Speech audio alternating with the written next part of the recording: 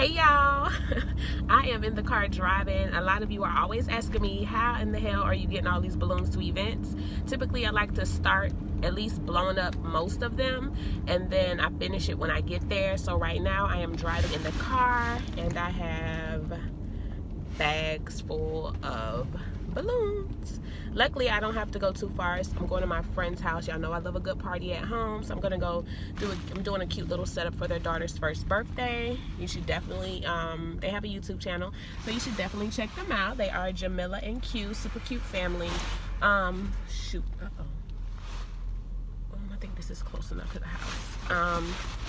But yeah, I just wanted to check in and show you guys how I actually do this, because I get questions about it all the time, and I wish I had a code to snap and make them appear, but I don't. I'm traveling ratchet, y'all. Ratchet.